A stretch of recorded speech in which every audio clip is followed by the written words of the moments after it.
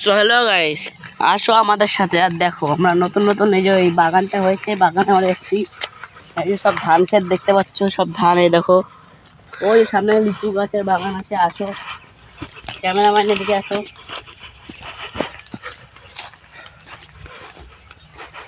তো পিছন থেকে বাদাম গাছ থেকে বাদাম করা ছিঁড়েছি, কাঁচা কাঁচা বাদাম খাচ্ছি এখন।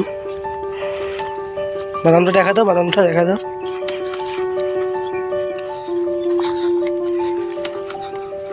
তো দেখতে পাচ্ছি সব লিচু গাছের বাগান, প্রচুর গভীর বাগান। ওই দেখুন চারি সাইডে লোক লোক তো নেই, এখন দুপুরবেলা, তাই আমরা এসেছি কি করবো বলে। ওখানে আবার কি ফুল ওটা? কোনটা? ওখানে কি ফুল? দাঁড়াও গাইস, ওখানে যাই। ওইগুলো সব লাল জবা। চল দেখে আসি। জবা ফুলের গাছ, কতগুলো লাল জবা। এখান থেকে মনে হয় কেউ লাল জবা ফুল নেয় না। দেখতে পাচ্ছ আমি একটা ফুল ছিঁড়ে নিচ্ছি, দেখো আসল লাল জবা ফুল, টাটকা টাটকা লাল জবা ফুল দেখতে পাচ্ছ। কেউ মনে হয় এখান থেকে নেয় না, বাগান না।